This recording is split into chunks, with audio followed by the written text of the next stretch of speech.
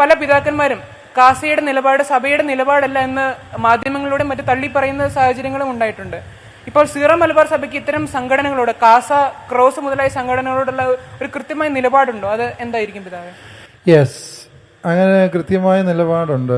എന്താന്ന് ചോദിച്ചു കഴിഞ്ഞാൽ, അവരുടെ പ്രവർത്തനങ്ങളിലെ നന്മകളെ ഒന്നും നമ്മൾ തള്ളിപ്പറയുന്നില്ല. അവർ ഒരുപാട് നല്ല കാര്യങ്ങൾ ചെയ്യുന്നുണ്ട്, സമുദായത്തിന് വേണ്ടി സംസാരിക്കുന്നുണ്ട്. അതിനെക്കുറിച്ചൊന്നും നമുക്ക് ആർക്കും വിയോജിപ്പില്ല.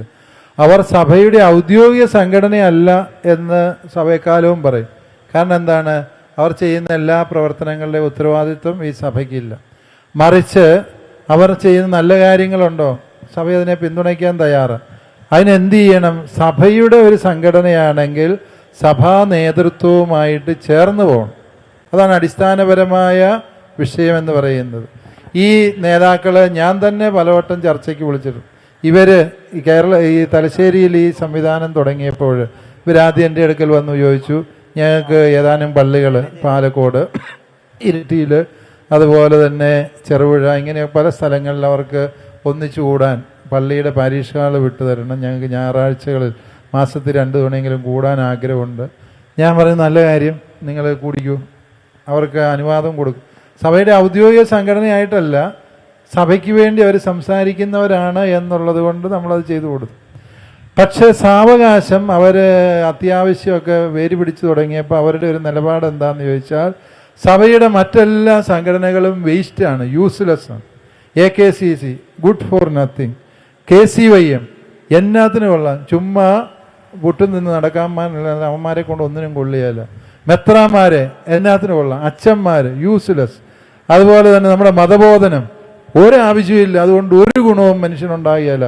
മതബോധനമൊക്കെ നിർത്തി വേറെ വല്ല പണിക്ക് പോകണം. സഭയുടെ വ്യവസ്ഥാപിത സംവിധാനങ്ങളെ മുഴുവനും വെല്ലുവിളിക്കുന്ന സമീപനങ്ങൾ ഇവരുടെ ഭാഗത്തു നിന്നുണ്ടായി. അപ്പോഴും സഭ മാതൃസഹജമായ സ്നേഹത്തോടെ ഇവരോട് പറഞ്ഞു, ഞാൻ തന്നെ ഇവിടുത്തെ നേതാക്കളോട് പറഞ്ഞു, നിങ്ങൾ വാ, നമുക്കൊന്നിച്ചിരുന്ന് സംസാരിക്കാം, നിങ്ങളിങ്ങനെ പോയാൽ ശരിയാകുകയില്ല. അപ്പോൾ അവരെന്നോട് വരാമെന്ന് പറഞ്ഞിട്ട് പിന്നെ പറഞ്ഞു, സംസ്ഥാന നേതാക്കളെ ചർച്ചകളിൽ പങ്കെടുക്കുള്ളൂ. ഞാൻ പറഞ്ഞു, ഓക്കെ, സംസ്ഥാന നേതാക്കളെയും കൂട്ടിക്കൊണ്ട് വായോ, നമുക്ക് ചർച്ച ചെയ്യാം. സഭയല്ല അവരിൽ നിന്ന് അകന്നു നിൽക്കുന്നത്, അവർ സഭയിൽ നിന്ന് അകന്നു നിൽക്കുന്നു.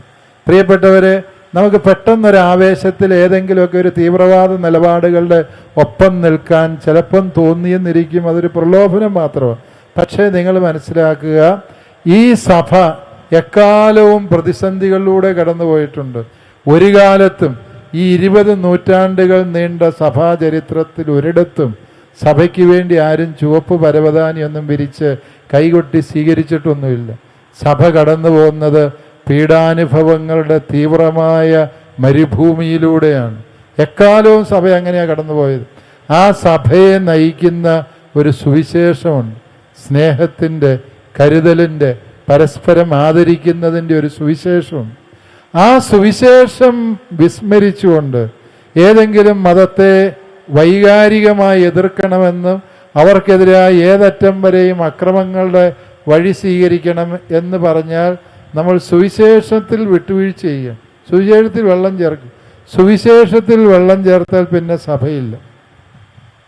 സഭ ഈ 20 നൂറ്റാണ്ട് നിലനിന്നതിൻ്റെ കരുത്തെന്ത് എന്ന് ചോദിച്ചാൽ, ഈശോ തന്ന സുവിശേഷത്തിൻ്റെ വഴിയിൽ സഭ നടന്നു. എന്ന് സഭ സുവിശേഷത്തിൽ നിന്നകന്നോ അന്ന് മാത്രമേ സഭ ദുർബലമായിട്ടുള്ളൂ. പ്രശ്നങ്ങൾ ഒരിക്കലും സഭയെ ദുർബലപ്പെടുത്തിയിട്ടില്ല, പ്രശ്നങ്ങൾ സഭയെ കൂടുതൽ കരുത്തുറ്റതാക്കിയതേ ഉള്ളൂ. ഈ 20 നൂറ്റാണ്ടും സഭ പ്രതിസന്ധികളുടെ നടുവിലൂടെ കടന്നു വന്നത് കാസായുടെയോ അല്ലെങ്കിൽ മറ്റേതെങ്കിലും സംഘടനയുടെയോ പിൻബലത്തിലല്ലല്ലോ. സഭ കടന്നു പോകുന്നത് എങ്ങനെയായിരുന്നു? സഭ കടന്നു പോകുന്നത് പരിശുദ്ധാത്മ കൃപയാൽ, തിരുവചനത്തിൻ്റെ പ്രകാശത്തിൽ ജീവിതത്തിൻ്റെ പ്രതിസന്ധികളെ സഭ വായിച്ചെടുക്കുകയും പ്രതികരിക്കുകയും ചെയ്തു. അതുകൊണ്ട് കാസായിലെ പ്രിയപ്പെട്ട സുഹൃത്തുക്കളോട് എനിക്ക് പറയാനുള്ളത്, സഭയെ നിങ്ങൾ ഒരിക്കലും ശത്രുപക്ഷത്ത് നിർത്തരുത്. അങ്ങനെ നിങ്ങൾ നിർത്തിയാൽ നിങ്ങൾ അബദ്ധത്തിലാണ് ചെന്ന് ചാടുന്നത്. സഭാ നേതൃത്വം നിങ്ങളുമായി ഹൃദയപൂർവ്വം സംവദിക്കാൻ സന്നദ്ധമാണ്. നിങ്ങളുടെ ആശയങ്ങളും നിങ്ങളുടെ ആശങ്കകളും സഭയുമായിട്ട് നിങ്ങൾ പങ്കുവയ്ക്കുക, ഒരുമിച്ച് നിൽക്കുക. AKCC സഭയുടെ സമുദായ സംഘടനയാണ്. ആ സംഘടനയ്ക്ക് അർത്ഥമില്ല എന്ന് പറഞ്ഞ്, അല്ലെ KCYM സഭയുടെ ഔദ്യോഗിക യുവജന സംഘടന, ആ സംഘടനയെ പുച്ഛിച്ചുകൊണ്ട്, അല്ലെ സഭയുടെ മതബോധന സംവിധാനം അതിനെ പരിഹസിച്ചുകൊണ്ട് നിങ്ങൾ ഒരു ബദൽ സംവിധാനമാകാൻ ശ്രമിച്ചാൽ നിങ്ങൾ ഞങ്ങളുടെ ഭാഗമല്ല എന്ന് പറയാൻ സഭ നിർബന്ധിതമാകുന്നതാണ്. അതുകൊണ്ട് ഇതൊരു നല്ല അവസരമായിട്ടാണ് ഞാൻ കരുതുന്നത്. നിങ്ങളിലും കാസായോട് താല്പര്യമുള്ളവരുണ്ടാകാം എന്നെനിക്കറിയാം, അതിനകത്ത് കുഴപ്പമൊന്നുമില്ല. പക്ഷേ നിങ്ങൾ എന്ത് ചെയ്യണം? നമ്മൾ സഭയെ സ്നേഹിക്കുന്നവരാണ് എങ്കിൽ, സഭയെ വളർത്താനാണ് ആഗ്രഹിക്കുന്നത് എങ്കിൽ എന്ത് ചെയ്യണം? നാം ഒരുമിച്ച് നിൽക്കണം. ഞങ്ങൾ 5-6 പേര് മാത്രമാണ് മിടുക്കന്മാർ, ഞങ്ങൾ മാത്രമാണ് ശരി എന്ന് പറഞ്ഞ് ബാക്കി എല്ലാവരെയും പരിഹസിച്ച് മാറി നിന്നുകൊണ്ട് നമുക്കൊരിക്കലും സഭയെ വളർത്താനാവില്ല. അതുകൊണ്ട് ഈ ഒരു അവസരം കാസായിലെ സുഹൃത്തുക്കൾ സഭയോട് ചേർന്ന് നിന്ന് സംസാരിക്കണം, പ്രവർത്തിക്കണം, ഒരുമിച്ച് മുന്നോട്ട് പോകാനുള്ള വഴികൾ കണ്ടെത്തണം എന്നാണ് എനിക്ക് പറയാനുള്ളത്.